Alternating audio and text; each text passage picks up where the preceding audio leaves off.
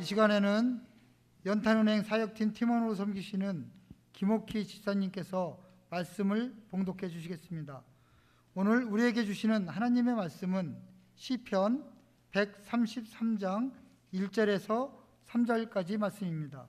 구약 성경 900면에 있습니다.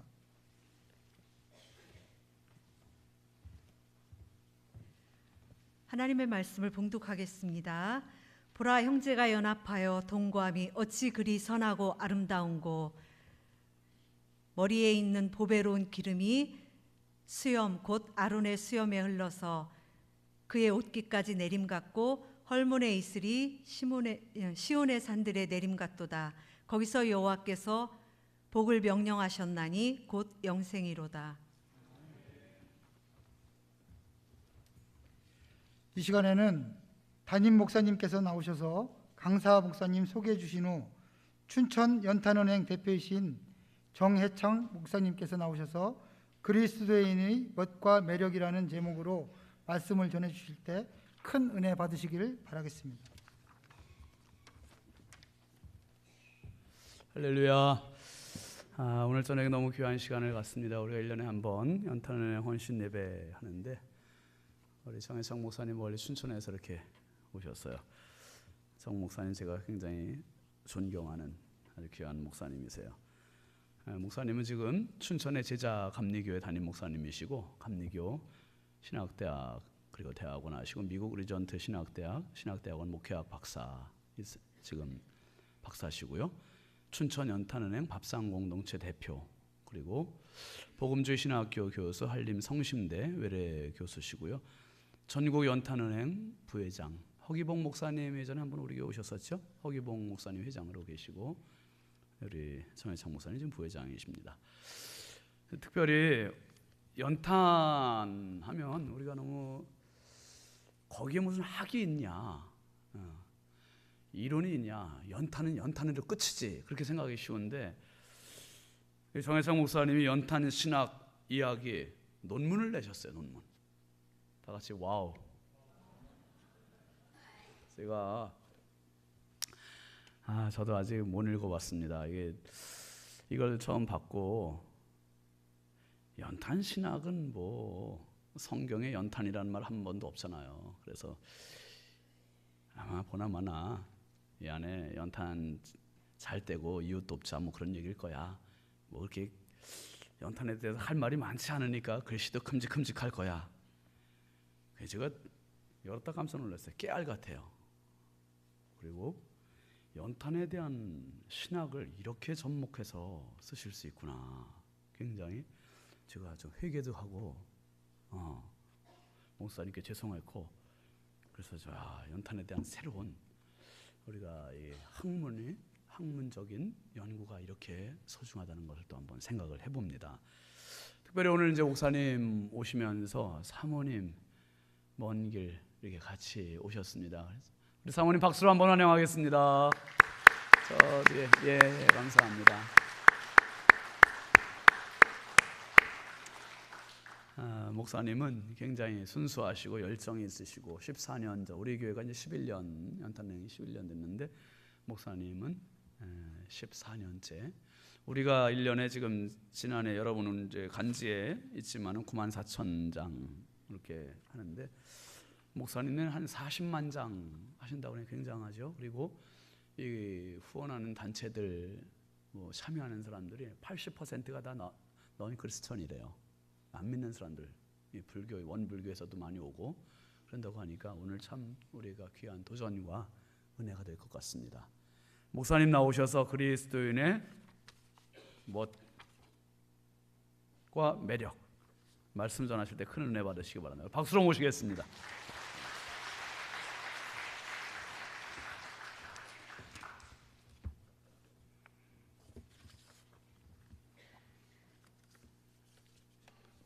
우리 목사님이 칭찬을 많이 해주셔서 흥분을 해가지고 물 좀 잠깐 먹고 시작하겠습니다.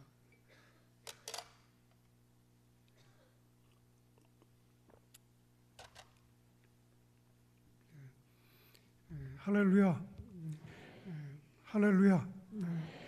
이렇게 한번 인사했으면 좋겠습니다. 여기가 바로 천국입니다. 우리 옆에 있는 분들하고 여기가 바로 천국입니다. 우리 옆에 있는 분하고 다시 한번 인사하겠습니다. 당신이 바로 천국입니다. 우리가 그런 찬송 부르지 않습니까? 높은 산이나 거친 들이나 초막이나 총말이나 궁궐이나 내 주 예수 모신 곳이 어디라고요? 천국이라고 그랬습니다. 이곳이 바로 천국인 줄 믿습니다. 우리 옆에 있는 분하고 다시 한번 우리 인사하겠습니다. 여기가 바로 천국입니다. 우리 얼굴을 보면서 당신이 바로 천국입니다. 감사합니다. 이렇게 좋은 교회, 우리 좋은 목사님 이렇게 계신 곳에 이렇게 부족한 사람이 와서 하나님 말씀을 전하게 돼서 개인적으로 큰 영광으로 생각합니다. 여러분, 인류 문명 역사의 진보가 어디서부터 시작되는 줄 아십니까? 인류 역사의 문명 모든 것은 불의 발명에서부터 시작이 됐습니다. 그래서 인류에게 가장 큰 선물이 있다면 불을 선물로 받은 것입니다. 불이 없으면 아무것도 할 수가 없습니다. 불이 없으면 사랑도 할 수 없고요. 학문도 지식도 문화도 문명도 예술도 불이 없으면 할 수가 없습니다. 그래서 사회주의 신학자들은 프로메테우스를 최고의 구세주라고 생각을 합니다. 왜냐하면 프로메테우스가 제우스 신전에서 불을 훔쳐다가 인간에게 선물로 줬다라고 이야기를 하기 때문에 그렇습니다. 프로메테우스는 그 불을 갖다 준 형벌로 인해서 그 카르카푸스라는 그 바위에 꽁꽁 묶여가지고 독수리가 그 간을 파먹도록 했습니다. 이 파먹고 이 다 간이 없어지면 간이 또 재생을 합니다. 그러면 와서 독수리가 또 파먹습니다. 이런 엄혹한 형벌을 받으면서까지 불을 훔쳐온 그 프로메테우스를 인간의 구세주라고 이야기를 합니다. 왜냐하면 불이 인간에게는 그만큼 소중한 것이고 불이 없으면 인간의 문명과 역사가 일어날 수 없기 때문에 그런 거죠. 여러분, 연탄이 뭐죠? 연탄이 불입니다. 근데 여러분이 나누는 연탄은 사랑의 불이고 생명의 불이고 복음의 불이고 구원의 불이 되는 줄 믿습니다. 여러분, 연탄은행을 통해서 이 공동체가 성령의 불길로 타오르는 역사가 매년 일어날 수 있기를 주님의 이름으로 축원합니다. 지금부터 130년 전에요. 이 대한민국, 아니 조선이죠. 조선의 땅은 그야말로 캄캄한 어둠의 땅이었습니다. 무지의 땅이었고요. 미개한 땅이었습니다. 죽음의 땅이었습니다. 그래서요, 그 당시에 선교사들이 다른 곳은 모르지만 조선 땅에는 가지 마라. 조선 땅에 가면은 거기 가면은 죽는다는 소식이 있었습니다. 실질적으로 토마스라는 선교사가 와서 대동강변에서 참수를 당하기도 했습니다. 그 조선의 땅에는 정말 엄혹하고 무섭고 미개하고 어둠이 캄캄하고 미지한 구원이 없고 절망만이 가득한 그런 땅이었습니다. 그런데 그 땅에 그리스도의 불을 가지고 온 선교사들이 있었습니다. 이 불이 오늘날 대한민국을 일으킨 줄을 믿습니다. 그 불이 이 땅에 들어와서 이 나라의 의료와 교육과 문화와 예술과 언론과 스포츠와 정치와 모든 것들을 다 일으켰습니다. 우리는 이 사실을 잃어버려서는 안 됩니다. 그들은 이 땅에 올 이유가 아무도 없었어요. 우리하고 뭐 피가 통하는 것도 아니고 여기 와서 지식을 배울 것도 아니고 산업을 할 것도 아니었습니다. 그들이 이 땅에 올 이유가 하나도 없었습니다. 그럼에도 불구하고 그들은 오직 복음 때문에 이 땅에 와서 온갖 수모와 눈물과 고통을 겪으면서 순교했습니다. 그 이유가 무엇입니까? 그들이 왜 130년 전에 이 무지와 죽음의 땅에 왔을까요? 왜 왔습니까? 한 생명을 살리기 위해서 왔습니다. 우리 예수님이 하늘의 영광을 다 버리고 이 땅에 오신 것처럼 그 예수님의 그 사랑, 인간을 사랑하고 인간을 죽음에서 구원하기 위한 그 사랑을 전하기 위해서 그 선교사들이 이 땅에 온 것입니다. 제가 근자에 그 닥터 셔우드 홀이라는 분이 쓴 조선의 회상이라는 그 책을 읽으면서 밤에 얼마나 많이 눈물을 흘렸는지 모릅니다. 이 닥터 홀 셔우드라는 분은요, 그 아버지가 제임스 윌리엄 홀이라는 분인데 이 땅에 선교사로 왔다가 풍토병에 걸려서 죽었어요. 그러면 저주받은 거 아닙니까? 그러면 조국으로 돌아가야 되는데 그 부인이 미국으로 돌아가서 다시 한국의 선교사 자격증을 가지고 다시 한국에 왔어요. 그리고 그 자녀들이 이 땅에 뼈를 묻으면서 선교를 했습니다. 당시에는 이 땅의 결핵이 죽음의 병이었습니다. 그들이 이 땅에 와서 결핵을 퇴치했습니다. 광성고등학교를 세우고 맹인학교를 세우고 인천 기독병원을 세우고 이화여대 부석병원을 세우고 고려대학교 의과대학을 세웠습니다. 그 셔우드 홀이요, 언젠가는 그 병원에서 치료하는데 화상을 입은 아주 어린 소녀가 왔습니다. 근데 화상을 입으면 그 아이 피부를 이식해 줘야 되는데 피부를 이식할 게 없으니까 자기 넓적다리에 살을 띄워서 그 소녀에게 이식을 합니다. 그렇게 조선을 사랑했어요. 그리고 3년 동안 13,000명이라는 그런 병자를 고쳤습니다. 이 땅의 결핵을 퇴치하는 데 1등 공헌이었습니다. 우리 감리교회 처음 선교사였던 아펜젤로 목사는 27살에 결혼하자마자 샌프란시스코에서 배를 타고 3개월 동안 항해해서 이 땅에 왔습니다. 무엇 때문에 이 땅에 왔을까요? 아펜젤로는 장로교회로 얘기하면 프린스턴 신학대학 최고의 신학을 나왔습니다. 미국의 뚜루라는 감리교로는 최고의 대학을 나왔습니다. 아쉬울 것이 없는 사람이었습니다. 앞길이 창창한 젊은이였어요. 그런데 결혼하자마자 모든 것을 버려두고 이 땅에 왔습니다. 그리고 이 땅에 와서 43살에 저기 목포 앞바다 그 어촌도가 보이는 그곳에서 그 해상 충돌로 인해서 순교했습니다. 그때에도 충분히 살 수 있었습니다.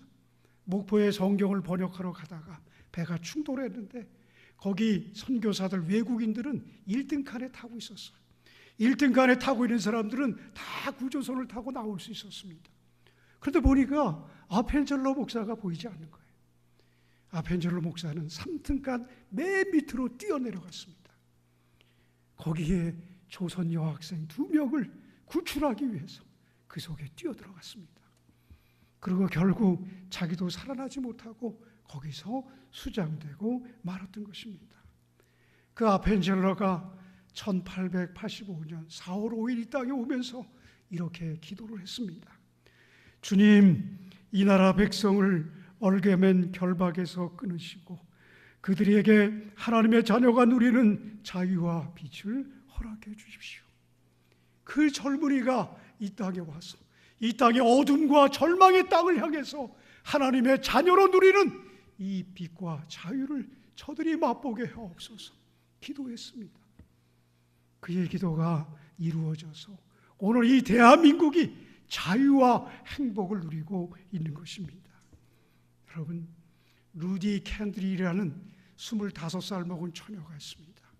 이 땅에 온 지 8개월밖에 안 돼서 풍토병으로 죽음을 잃었습니다. 죽기 전에 자기 고국에 편지를 썼는데 청년들에게 이런 편지를 썼습니다. 만약 내게 1000개의 목숨이 있다면 그 1000개의 목숨을 조선 땅에 다 묻고 싶다. 그렇게 편지를 썼습니다. 여러분, 고종 황제가 가장 신뢰하던 사람이 있었습니다.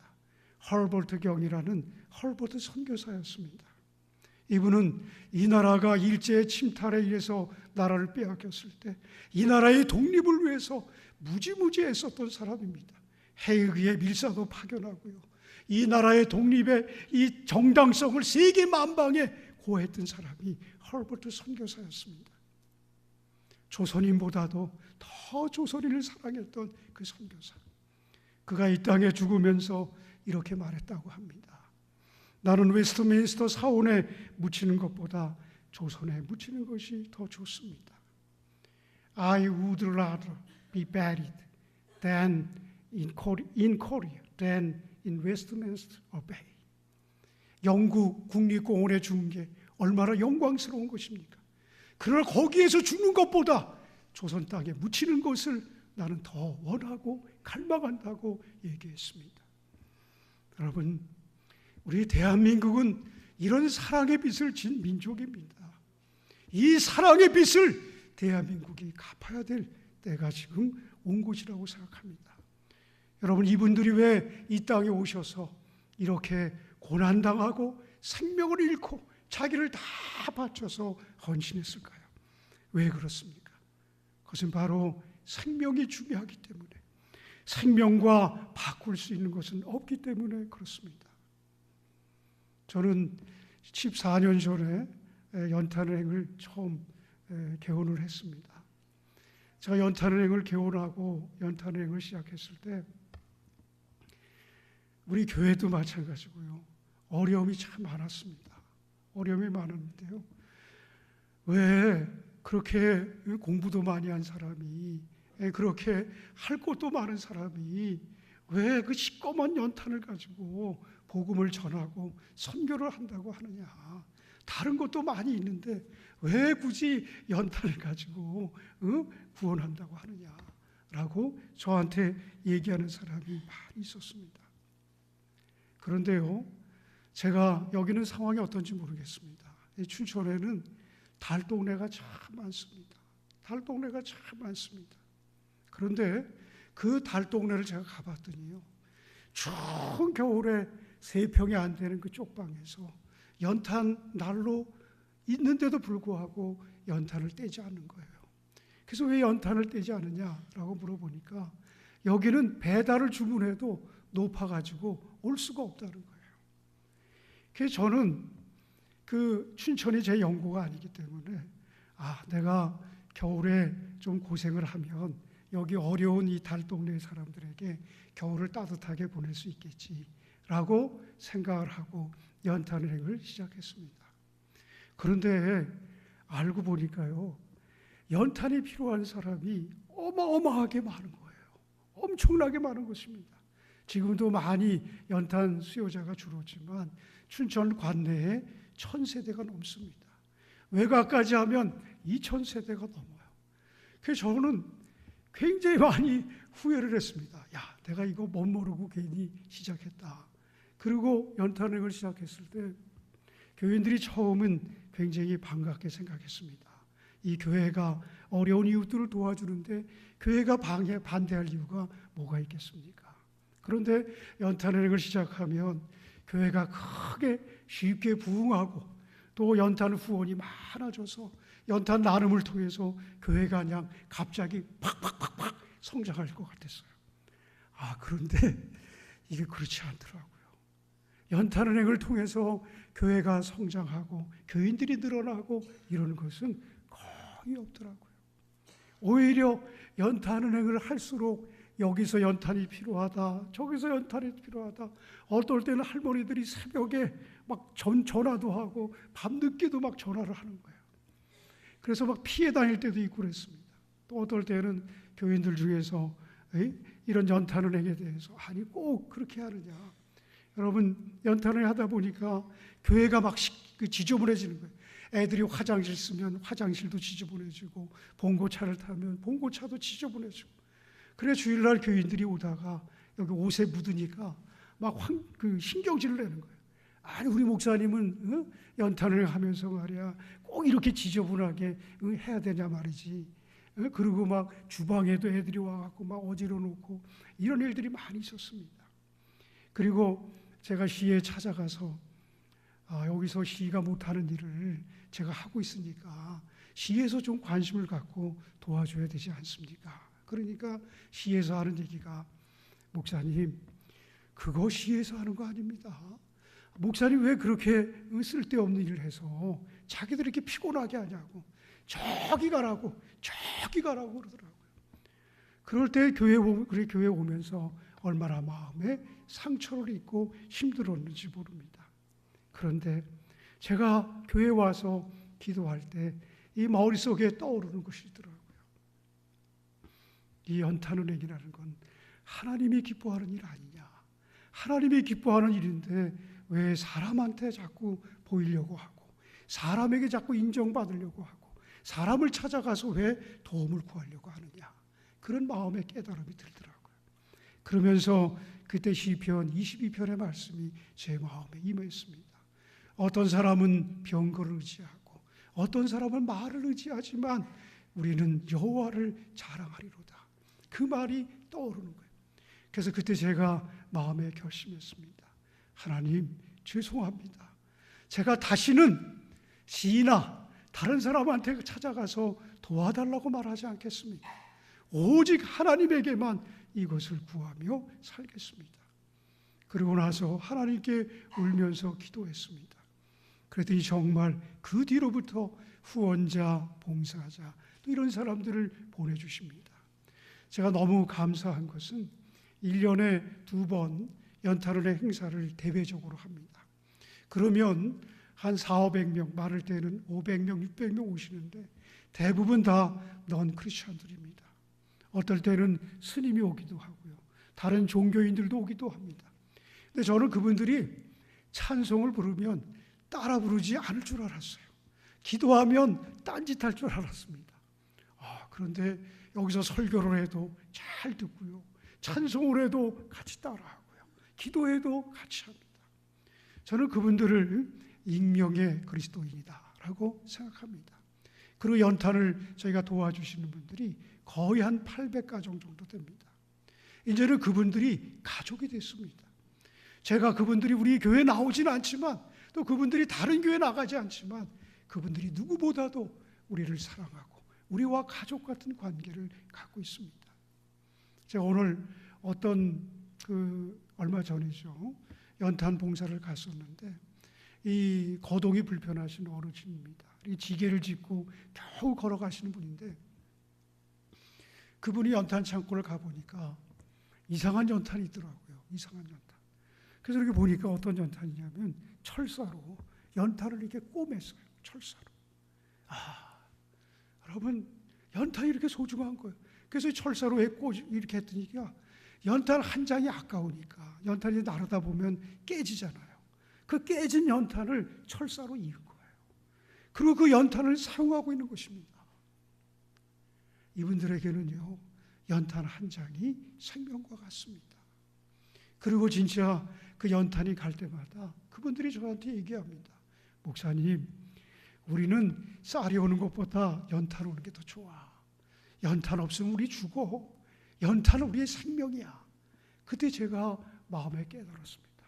그래, 연탄이 바로 생명이구나. 여러분, 생명보다 귀한 게 어디 있습니까? 그래서 한국교회가 연탄을 하는 것입니다. 여러분, 이 연탄은행을 불교가 만약 했다고 생각해 보세요. 우리 크리스천이 얼마나 쪽팔리겠어요. 그렇죠? 지금 전국에 31개가 있는데 다 교회가 하고 있습니다. 거의 목사님이 하고 있어요. 그리고 우리 신윤주 목사님이 연탄은행을 하고 있는 게 얼마나 감사하고 이 교회가 하고 있는 게 얼마나 감사하고 고마운지 모릅니다. 우리 한번 박수 한번 해볼까요?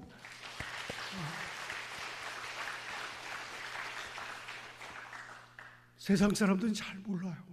교회는 그저 전도해서 자기 교인들 많이 생기고요, 자기 교회 커지고요, 이런 것만 최고라고 생각해요. 그저 전도해갖고 사람 데리고 오는 것만 최고라고 생각합니다. 근데요, 진짜 전도가 있습니다. 진짜 전도가 있어요. 그 전도는 바로 연탄입니다. 저는 연탄을 통해서 사람이 변화되고 사람이 바뀌고 사람이 새롭게 되는 것을 너무나 많이 경험했습니다. 그래서 저한테 이런 얘기를 해요. 아니, 정 목사 공부도 많이 하고 또 좋은 데 교회도 갈 수 있잖아. 아직 기회가 있잖아. 그 연탄만 하다가 언제까지 그렇게 목회에 마칠 거야. 그렇게 얘기하는 친구, 선배, 목사들이 있습니다. 여러분, 그런가요? 정말 그런가요? 그렇지 않죠. 그렇지 않습니다. 우리는 교회가 크고 성도들이 많고 교회 재정이 많아지고 이게 우리의 목적이 아니지 않습니까? 우리의 목적은 뭐죠? 한 사람의 생명을 사랑하는 겁니다. 한 사람의 생명을 붙들고 예수님의 심장으로 함께 울고 그들을 구원하기 위해서 우리의 모든 심장을 다 내려놓고 섬기는 것이 우리의 모습 아닙니까? 데이비드 키네몬이라는 사람이 쓴 나쁜 크리스찬이라는 책이 있습니다. 무슨 크리스찬이라고요? 크리스찬인데 나쁜 크리스찬이라는 거예요. 나쁜 크리스찬. 이분은요, 이 데이비드 키네몬이라는 사람은 3년 동안 방대한 자료를 수집을 했습니다. 그러면서 3년 동안 수많은 사람들을 만나서 인터뷰를 했습니다. 인터뷰를 하면서 기독교에 대해서 어떻게 생각하십니까? 예수 그리스도에 대해서 어떻게 생각하십니까? 교회에 대해서 어떻게 생각하십니까? 그렇게 3년 동안 방대한 자료를 수집을 한 거예요. 그러면서 그 쓴 책이 바로 나쁜 크리스찬입니다. 이건 어떻게 보면 현대 기독교의 보고서와 같은 그런 책입니다. 이 보고서와 같은 이 나쁜 크리스찬이라는 이 책에 보면 정말 너무나 슬프고 충격적입니다. 대한민국뿐 아니고요, 미국에 있는 사람들이 이 기독교에 대한 평가가 너무나 나쁜 거예요. 너무나 충격적입니다. 이 기독교는 신뢰할 만한 종교가 아니라는 거예요. 기독교에 대한 존경이 갈수록 퇴색하고 있다는 것입니다. 기독교인들이 자기들의 사고의 틀에 갇혀 있고 비논리적이고 자기들의 왕국만을 건설하고 항상 얼굴에 화가 나 있고 위선적이고 이웃들의 고통과 눈물을 외면하고 생각이 닫혀 있고 전도에만 열을 올리고 소통이 안 되고 젊은이들의 눈에 비친 매력이 없고 멋이 없는 기독교가 바로 지금의 기독교라는 것입니다. 그래서 이 기독교는 나쁜 기독교라는 거예요. 매력과 멋이 없는 종교라는 것입니다. 기독교에는 희망이 없다는 거예요. 여러분, 기독교가 그런 겁니까? 예수님이 그런 겁니까?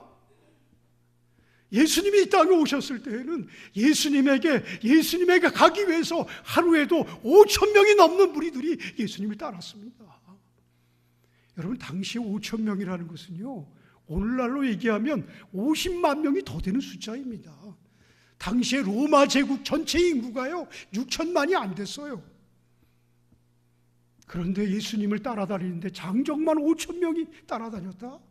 어마어마한 숫자입니다. 예수님은 엄청난 매력과 멋과 그의 그 매력이 흘러넘쳤어요. 그런데 지금 기독교 그렇지 않습니다. 일 없는 매력이 없고 멋이 없는 이 기독교의 이미지를 바꿔야 될 사명이 오늘 저와 여러분에게 있는 줄 믿습니다. 예수님이 그런 분 아니지 않습니까?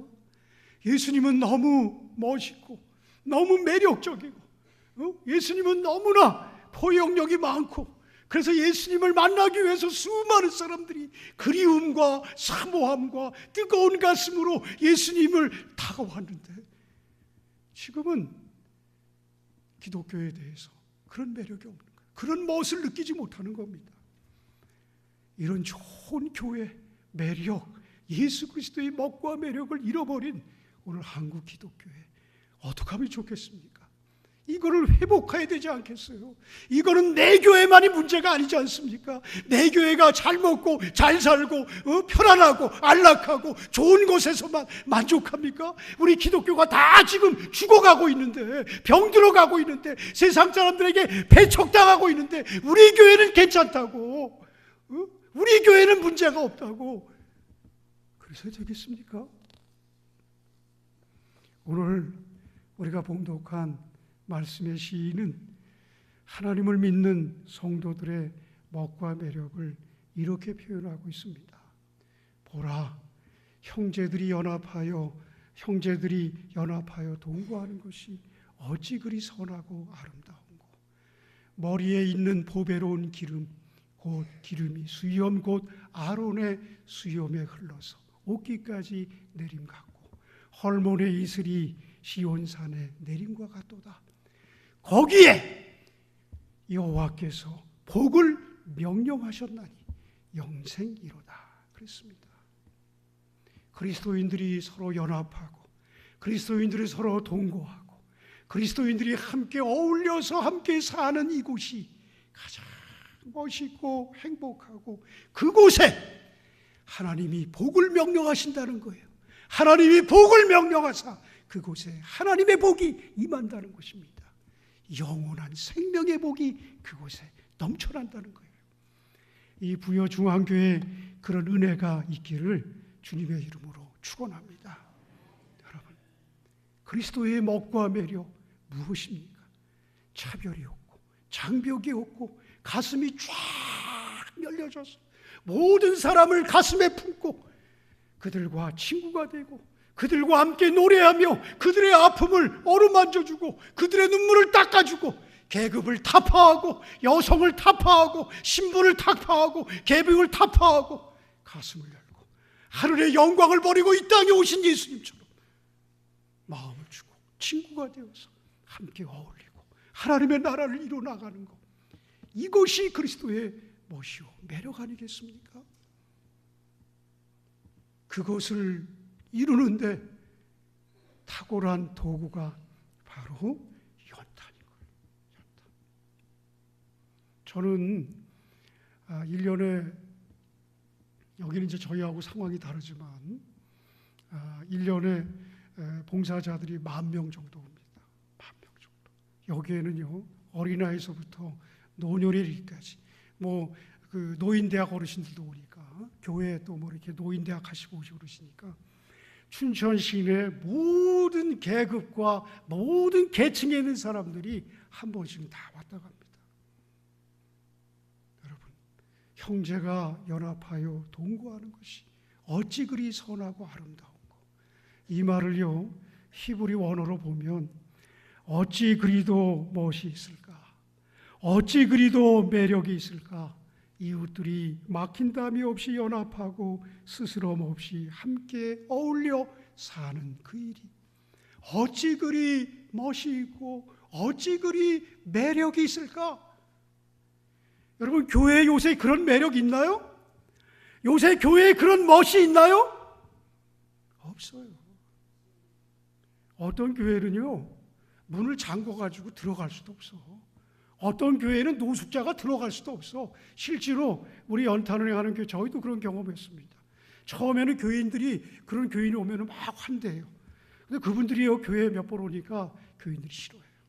피하더라고. 냄새가 나니까. 또 어떤 분은 와서 방구도 끼고 또 어떤 분은 또 쓸데없는 행동도 하고 또 가끔가다 그런 분들은 술 한 잔씩 먹고 또 와요.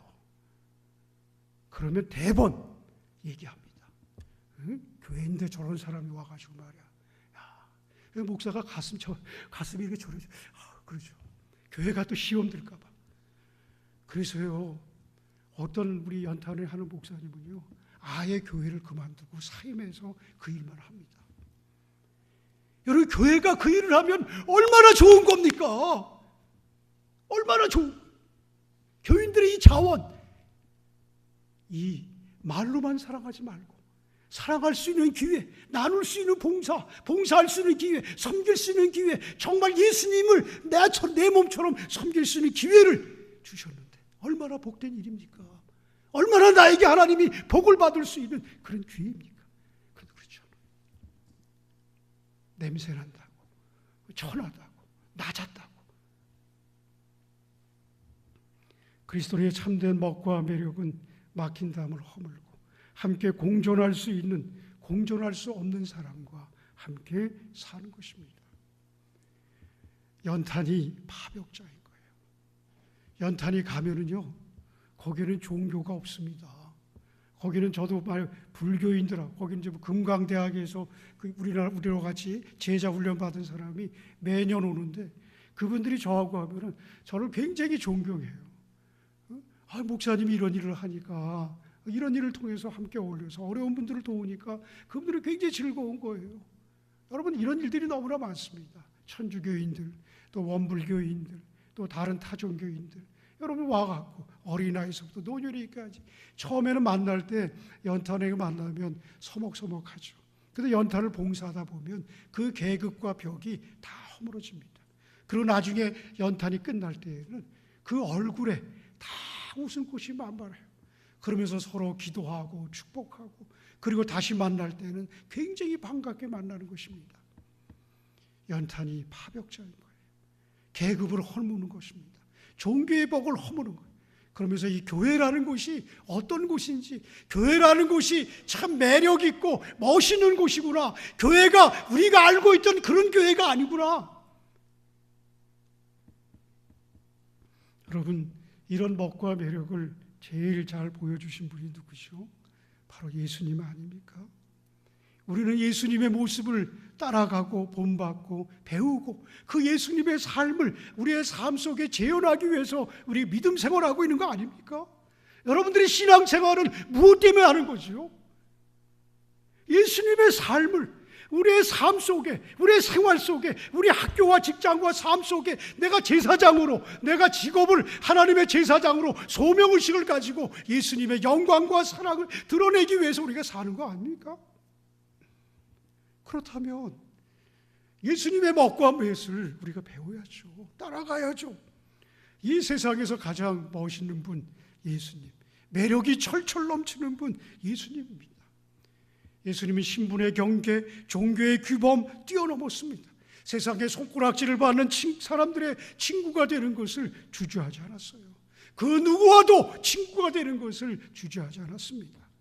예수님의 매력은 오늘 말씀과 같이 담을 허물고 이웃과 연합하고 어울릴 수 없는 사람들과 어울리며 그들과 생명의 교제를 나눴다는 것입니다. 예수님은 그들에게 내가 이렇게 너 할 테니까 너 교회 나와. 너 이렇게 하니까 너 예수님 믿어. 하지 않았죠. 그 생명이 귀하기 때문에 그 한 명의 생명이 어마어마한 하늘의 가치를 갖고 있기 때문에 그 생명을 살리는 일에 몰두하신 것입니다. 우리는 종교 지도자들 향해서 예수님이 이 외식하는 자들아, 이 회칠한 믿음들아, 이 독사의 자식들아 라고 막 꾸짖고 저주에 가까운 말을 예수님이 한 것으로 알고 있습니다. 그러나 예수님이 그들에게 막 저주를 퍼부었지만 사실 예수님은 그들에게 마음이 열려 있었던 거예요. 왜 그렇게 혹독한 말을 했죠?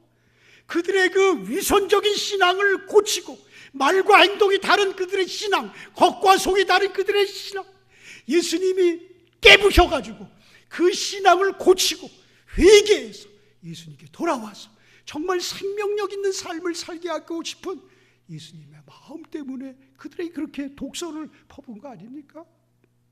예수님도 알고 있었어요. 부조리한 세상, 모순이 가득한 세상에서는 위선자가 아니고는 살아갈 수 없는 그 인간적인 고민을 알고 있었죠. 그러나 예수님은 그들에게도 마음을 열고 그들을 위해서도 십자가에 달려 돌아가지 않습니까?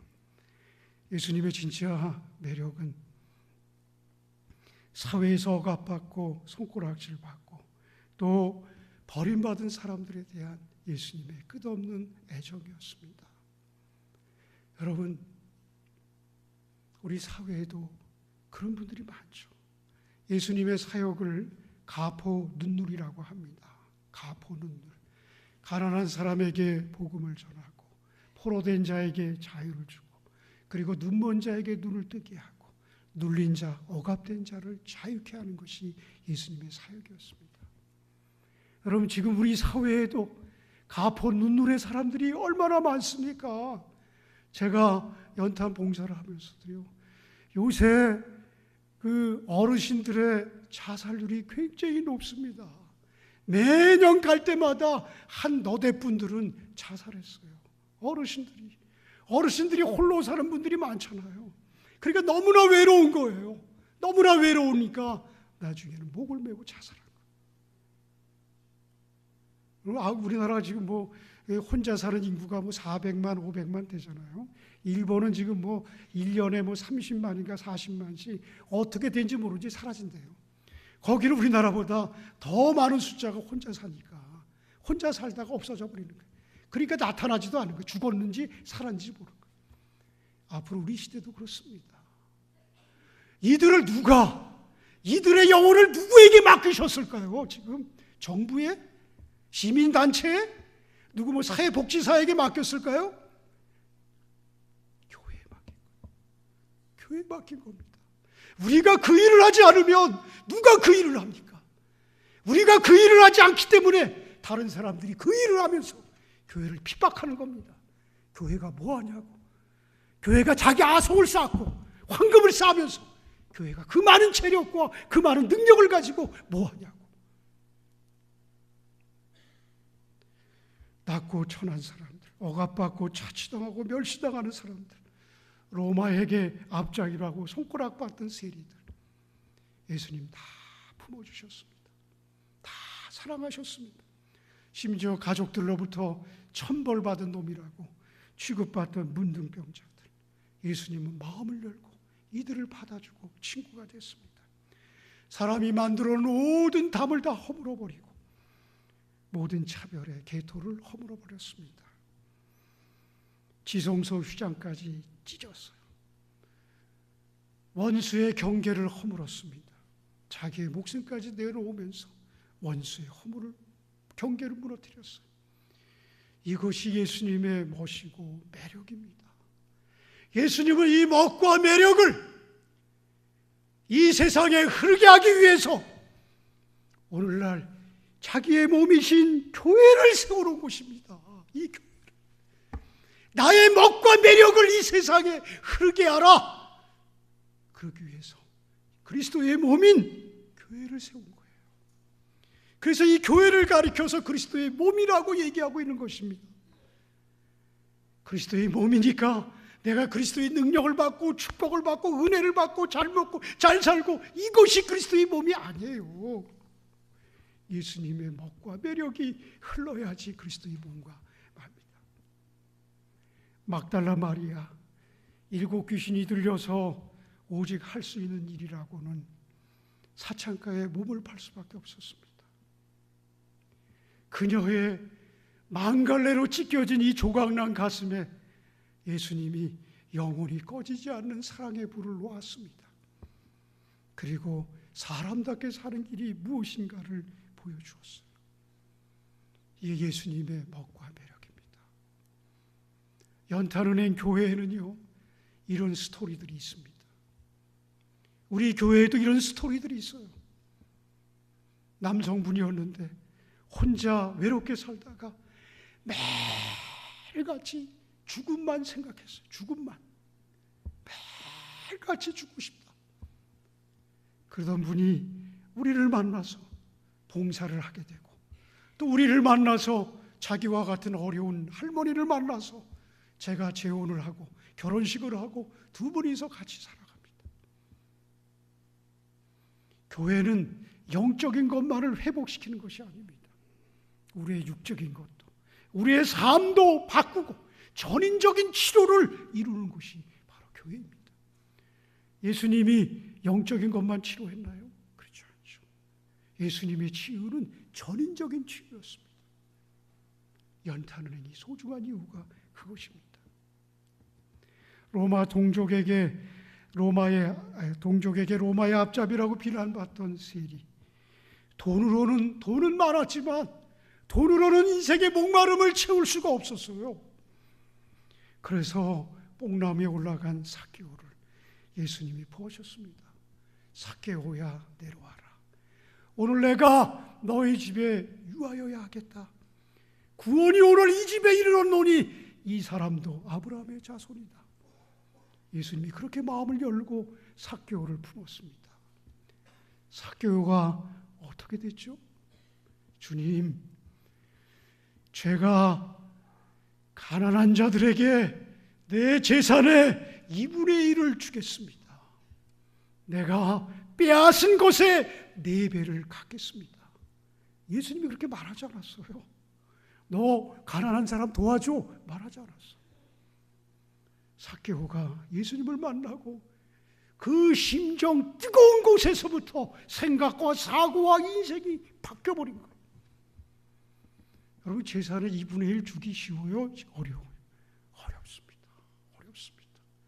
여러분, 내가 빼앗은 것 4배 갚을 수 있어요? 어렵습니다. 모르겠다는 거예요. 연탄은행에 그런 역사가 일어납니다. 여러분, 가끔 TV상에 20억 김밥 잠수 할머니가 평생 번 돈 20억을 대학에 기증하잖아요. 그러면서 그 할머니가 막 우는 거예요. 20억을 기증하는데 기증하는 사람이 고맙다고 그러면서 우는 거예요. 야, 그렇잖아요.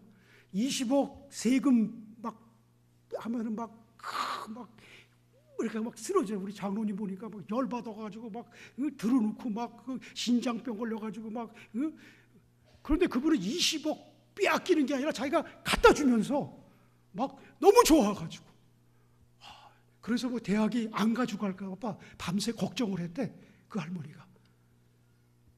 여러분, 저희 연탄은행에도 그런 일이 있습니다. 놀라지 마십시오.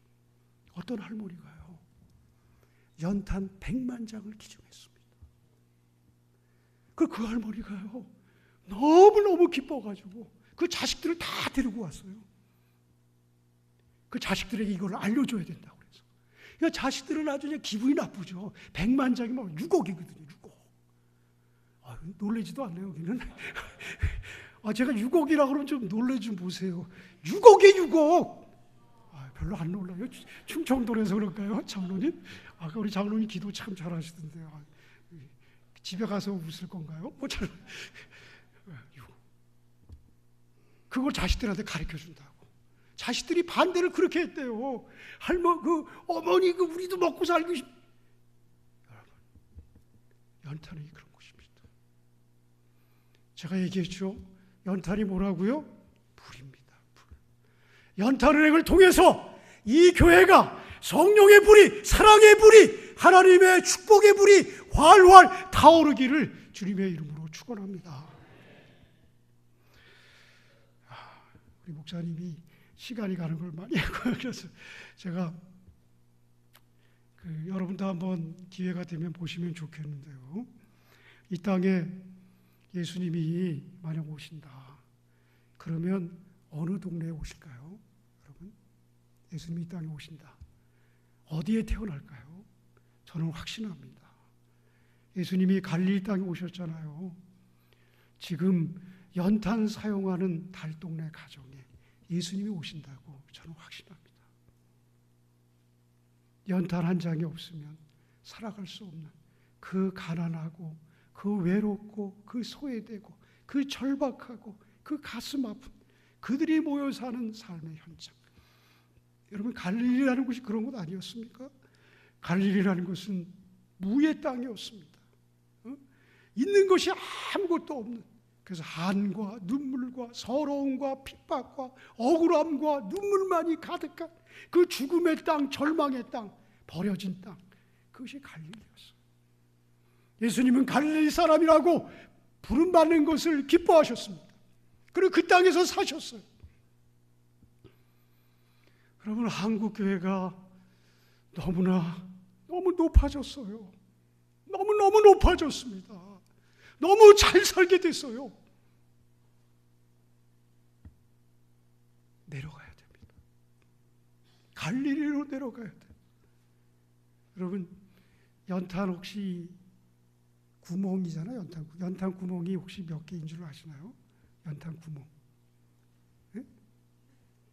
예? 야, 저분은 연탄 배달을 해보셨나 봐. 여기 대단한 분이 있네요. 야, 내가 처음 대답하는 거 처음 들었네 오늘. 야, 여러분, 연탄 구멍이 보통 19공탄이라고 얘기하는데 지금은 22공탄입니다. 근데요, 여기에 깊은 뜻이 있습니다. 연탄은 우리가 행복을 꿈꾸잖아요. 또 예수님도 행복하여라라고 이 팔복음을 말씀하셨잖아요. 시편 1편에도 복 있는 사람. 근데 이 행복이 말이죠. 한자로 쓰면 몇 획인 줄 아십니까? 22획이에요. 연탄 구멍 숫자하고 똑같습니다. 그리고 여러분 연탄 한 장의 무게가 얼마인 줄 아시나요? 예? 예? 한 관? 한 관이면 몇 킬로죠? 어떻게 되죠? 한 관? 한 관. 잘 보세요. 여러분, 우리 인간의 온도가 얼마죠? 36.5도. 연탄의 무게가요 3.65입니다. 참 놀랍죠? 인간의 생명을 지켜드리는 사랑의 온기가 되는 거예요. 연탄이 그래서 행복입니다. 연탄을 나누면 사람들이 기쁜 거예요. 자기도 모르지만 예수님을 믿어도 기쁘지만 연탄을 나눠도 기쁜 거예요. 안 믿는 사람들은 그 연탄을 나누고 나면 여기에 막 시꺼먼 것이 웃어도 막 깔깔깔거리고 웃음이 막 벌어지는 거예요. 거기에 하나님의 복이 임하는 거예요. 여러분. 그래서 연탄이 행복이라는 거예요. 이 교회가 연탄을 통해서 날마다 웃음과 행복이 넘쳐나기를 주님의 이름으로 축원합니다. 마지막 요 예화만 마치도록 하겠습니다. 워싱턴 대학의 로드니 스타크라는 교수가 쓴 기독교 발흥이라는 책이 있습니다. 여러분도 한번 구해보셔서 읽어보시는데 이 책은 이런 것입니다. 2000년 전에 예수님 당시요. 2000년 전에 예수의 운동은 우리가 아는 것처럼 그렇게 폭발적이지 않았습니다. 특히 로마 제국 내에 예수의 운동은 극히 미약했습니다. AD 그러니까 주 40년 중에 로마 제국 안에 기독교 인구가 얼마인 줄 아십니까? 1000명밖에 안 됐다. 1000명. 그리고 그 1000명은 우리가 아는 대로 어마어마한 혹독한 핍박을 받았습니다. 그들은 전도할 수도 없었어요. 왜? 당시의 기독교는 비사회적인 종교, 비사교적인 집단, 또 비윤리적인 집단. 왜? 아이들의 생명을 찢어먹는다고 그래가지고 피와 살을 먹는 그런 종교라고 그래가지고 로마인들이 굉장히 사악한 집단이라고 이 기독교를 평가했습니다. 더욱이 황제 숭배를 거절하는 아주 반제국적이고 정치적이고 반황제적인 종교 집단이라고 그래가지고 이 기독교는 전도할 수가 없었어요. 기독교는 굉장히 미미하고 연약했습니다. 이 기독교가 어떻게 로마 제국을 뒤집어 엎을 수 있었을까요? 어떻게 뒤집어 엎을 수 있었을까요? 로드니 스타크 교수는 그 300년 동안의 기록을 연구한 거예요. 그러면서 기독교가 발흥한 그 역사를 얘기하면서 보통의 기독교 역사는 구속학적인 관점에서 역사를 씁니다. 교회의 역사를. 그런데 이 교수는 사회학적인 관점을 통해서 역사를 쓴 거예요. 다시 말하면 교회가 그리스도인들이 당시의 사회에서 어떤 역할을 했기에 기독교가 이렇게 엄청난 부흥을 했는가. 그리고 로마 제국이 그들에게 무릎을 꿇게 되었는가. 그것을 조명한 거예요. 여러분 놀라지 마십시오. 1000명의 그리스도인이었는데 AD 40년에는 1000명이었어. 이 1000명의 그리스도인들이 300년 동안 우리 313년에 로마가 기독교를 공인하잖아요. 자기의 종교로 공인하잖아요. 그 300년 동안 이 기독교가 매년 40%씩 성장했다는 거예요. 놀라지 않나요? 여기서. 제가 다시 한번 하겠습니다. 300년 동안, 그것도 1, 2년 아니고 300년 동안 매년 몇 프로요? 40%씩 성장했습니다. 별로 놀라지 않아요. 우리 부여중앙교회가 우리 목사님이 있을 때, 우리 세상 끝날까지 매년 4%만 성장해도 대단한 건데 40%씩 성장하는 그런 은혜가 있기를 축원합니다. 그러니까 많아지네. 여러분 40%씩 성장했다는 거예요. 아니 그렇게 핍박을 받고 전도를 하지 못하고 여러분 알죠? 로마에 가보신 분은 알잖아요. 로마에 가보면 그 외곽에 카타콤베라는 그 동굴 있잖아요. 그 카타콤베라는 동굴에서 300년 동안 신앙생활을 한 거예요. 그런데 어떻게 그렇게 300년 동안 40%씩 매년 성장할 수 있었는가? 그래서 나중에 300년 대에는요, 그 크리스천의 인구가 3,580명이 됐어요. 3,580명. 놀라지 않으니까 제가 그냥 말할게요. 그리고 로마의 전체 인구가 5,600만 명에 불과했습니다. 그러니까 56% 7%가 다 그리스도인이 된 거예요. 전도하지 않았는데, 그렇게 핍박을 받았는데, 예수 믿으면 사형당하고 사자에 찢기고 동굴에 들어가고 그랬는데도 계속해서 성장한 거야. 야, 놀랍죠? 동굴에서 믿었는데, 교회가 없었어요. 동굴에서 믿었는데 성장. 와, 놀라지 않습니까? 왜 그랬을까요? 왜 그랬을까요? 당시의 교회와 그리스도인들은 예수님의 멋과 매력이 철철철철철철철철철 넘쳐났던 거예요. 철철철철철철 넘쳐났습니다. 그 예가 있습니다. 주 165년에서 180년, 15년 동안에요, 로마 제국에는 엄청난 역병이 돌았습니다. 엄청난 역병이 돌았어요. 그래서 로마 제국의 인구의 3분의 1, 4분의 1이 역병으로 죽었습니다. 어떤 날에는 하루에 5,000명이 역병으로 죽었어요. 우리가 알고 있는 마르쿠스 아울레스라는 황제도 그 역병에 죽었어요. 여러분, 하루에 5,000명이 역병으로 죽었어요. 얼마나 어마어마한 충격입니까? 도시에는 죽음의 그 영이 가득했습니다. 로마 제국은 텅텅 비었어요. 그리고요, 주 251년에 또 한 번의 역병이 불었습니다. 또 한 번의 역병이 불어가지고 로마 제국이 텅텅 빌 정도의 죽은 자들이 쏟아져 나왔습니다. 죽음의 냄새가 온 도시에 가득했습니다.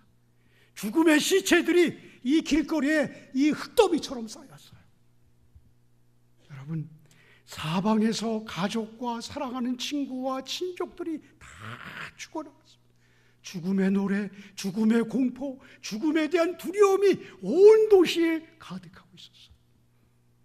그런데요, 이 시대에 기독교는 폭발적으로 성장을 한 거예요. 야, 놀랍지 않습니까? 폭발적으로 성장한 거예요. 그들의 생존율은 다른 집단보다 월등히 높았습니다. 왜 그랬을까요? 그들에게는 예수 그리스도의 심장과 사랑이 살아있었어요. 예수님의 멋과 매력이 그들에게 넘쳐 흘렀습니다. 이교도들은요, 당시에 로마가 만신전이 있었잖아요. 그죠? 거기에는 신이 어마어마하게 많습니다. 그들의 이교도들이 전염병이, 역병이 돌 때 이교도들은 다 문을 닫았어요. 다 문을 닫았어요. 그리고 죽은 사람들 죽지도 않았는데 죽을 것 같으면 갖다 버렸어. 그러니까 그 시체가 전염병이 옮겨갔고 도시가 더 전염병이 확산된 거죠. 그리고 종들이 문제가 있으면 때려서라도 밖에 버렸어. 그리고 자기들이 살기 위해서 온갖 노력을 다했습니다. 전염병자들과 접촉을 피한 것은 물론 자기들의 생명을 보존하기 위해서 온갖 노력과 장치를 다했어요. 아픈 자들은 내쫓았고 가까운 친척들도 갖다 버리고 도망하고 죽기도 전에 버렸습니다. 매장도 하지 않고 버렸습니다. 그런데 그때 그리스도인들은 다른 거예요. 이 그리스도인들은 다른 거예요. 자기들의 생명을 내어놓고 길거리로 나가기 시작했습니다. 전염병들을 끌어안고 그들의 병을 닦고 그들의 고름을 입으로 빨고, 놀라운 일들이 일어난 거예요. 죽음이나 질병의 위험을 두려워하지 않고 병자들의 모든 필요를 돌본 것입니다. 심지어 오늘날로 얘기하면 이슬람권 종교 있는 들들도 가서 그들의 고름을 빠른 거예요. 그들의 생명을 살려낸 거예요. 죽음도 두려워하지 않고 섬겼습니다. 그래서 그들이 전염병에 걸린 자들이 너무나 많았습니다. 전염병에 걸리면서 그들은 죽어갔지만 그들은 행복하게, 그리고 평화롭게 죽어갔어요. 그들의 모습을 보고 죽음도 두려워하지 않고 사랑을 실천하다가 장렬하게 죽어가는 그 그리스도인의 멋과 매력을 보면서 당시 로마 제국은 감동을 받은 것입니다. 그래서 그때에도 죽음의 영이 도시에 가득한 그때에도 많은 사람들이 개종을 한 거예요. 기독교로 개종. 그래서 기독교가 폭발적으로 전도를 하지 않았는데 성장하게 된 것입니다. 이것이 로마 제국을 무릎 꿇게 한 원동력이고 힘이었습니다. 그 정도만이 아닙니다. 성경에 보면 처음 교인들은 인종차별을 저항했습니다. 성별 차별을 저항했습니다. 신별의 차별을 저항했습니다. 빈곤의 차이를 저항했습니다. 우리가 하는 대로 처음 이방 땅에 세워진 안디옥 교회는 흑인 니게로 시모네를 장로로 세웠습니다. 2000년이 지난 지금도 백인 교회에서 어떻게 흑인을 장로로 세웁니까? 세울 수가 없잖아요. 우리는 예전에 이자익 장로가 그 종을 섬겨가지고 금산교회인가 그래서 역사에 길이 남는 그런 교회도 있잖아요. 그러나 지금은 어렵습니다. 지금은 어려워요. 흑인이 장로가 된다 어렵습니다. 남자나 여자나 종이나 지휘자나 유대인이나 헬라이나 흑인이나 백인이나 구별하지 않았습니다. 초대교회는 인종차별, 신분차별, 존귀, 영광 다 내려놨습니다. 어떤 계급도 없었어요. 얼마나 멋있는 공동체입니까? 오직 그리스도의 사랑뿐이었습니다. 오직 그리스도의 이 형제가 동거하고 연합하여 동거하는 것이 어찌 그리 아름답고 선한고 그곳에서 혈몬의 이슬이 시온산에 내린 것 같도다. 그곳에 여호와께서 명령하셨나니 하나님의 복이 그곳에 임하리로다. 여기에다가 신앙까지 순수했습니다. 신앙까지 순수했습니다. 말세에 믿음 있는 사람을 보겠느냐라고 주님이 말씀한 것처럼요. 믿음 있는 사람을 요즘은 교회 보기 참 어렵습니다. 저희 교회는 이 교회보다도 작은데도 정말 주님을 사랑하고 믿음 있는 사람을 보기가 어려워요. 보기가 어렵습니다. 직장일이 있으면 직장일이 우선이고요. 사업이면 사업이 우선이고요. 자식이 일 있으면 자식의 일이 우선입니다. 절대로 교회와 또 주의 일이 먼저 아닙니다. 직장을 가면 거기 가야 되죠. 주일은 생각하지 않습니다. 물론 다 사정이 있겠죠. 생명을 걸고 목에 칼이 들어와도 신앙을 지키고자 하는 이 선조들의 살아있는 신앙과 믿음을 정말 보기가 어려워요. 그러니 젊은이들이 교회 나오겠습니까? 그렇죠? 내 부모가 저렇게 생명을 걸고 주님을 사랑하지 않는데 어떻게 자녀들이 그 주님을 따르겠어요? 그들은 박해를 받으면 테러리스트가 되지 않았습니다. 순교자가 됐습니다. 이교도들을 한 식구처럼 되었습니다. 얼마나 멋있고 매력이 철철 넘치는 공동체입니까? 저는 만약 목사가 아니라면요, 이런 교회 나가고 싶어요. 그죠? 지금 교회 이런 교회 나가고 싶어 정말. 그렇지 않겠어요? 이런 교회가 있다면 예수님의 가슴이 있고 예수님의 멋과 매력이 철철 흘리는 차별이 없고 계급이 없고 신분의 고하가 없고 장벽이 없고 오직 그리스도의 사랑만으로 전해지는 교회가 있다면 저는 그 교회 가고 싶죠. 그죠? 예수님의 멋과 매력을 본받고 소유한 공동체가 초대교회였습니다. 우리 부여 중앙교회가 그런 교회가 되기를 바랍니다. 저는 오늘 말씀을 제가 묵상하다가 이 시는 시편이 썼지만 예수님이 오시기 전에 1000년 전에 쓰여진 시편이지만 이 시는 예수님이 오실 오실 예수님의 멋과 매력을 예언한 시다, 이런 생각이 들었습니다. 우리 공동체가, 이 부여중앙 공동체가 주님이 오시는 그날까지 이 멋과 매력을 소유하는 그런 공동체가 되기를 바랍니다. 그러면서 제가 오늘 이 말씀을 암송하면서 오늘 말씀을 마치겠습니다. 보라, 형제가 연합하여 동거하는 것이 어찌 그리 선하고 아름다운고. 머리 위에 있는 보배로운 기름이 수염 곧 아론의 수염이 옷깃까지 내림과 같고, 헐몬산에서 시온산에 내림과 같도다. 거기서 여호와께서 복을 명령하셨나니 영생이로다. 우리 기도하겠습니다. 하나님 아버지, 우리 부여중앙교회 하나님이 사랑하여 주셔서 다른 교회가 품고 생각하고 도전할 수 없는 이 연탄은행을 가슴에 품고 비전을 품고 예수 그리스도의 멋과 매력을 이 땅에 전하게 하시니 참 감사합니다. 연탄이 사랑의 불, 복음의 불, 성령의 불, 말씀의 불, 예수님의 심장 속에 타오르는 생명의 불이 되어서 이 부여 중앙교회뿐 아니라 부여 전 지역에 전파되게 하시고 이 대한민국을 치유하고 회복하는 교회가 되도록 복을 내려 주시옵소서. 예수님의 이름으로 기도드렸습니다. 아멘.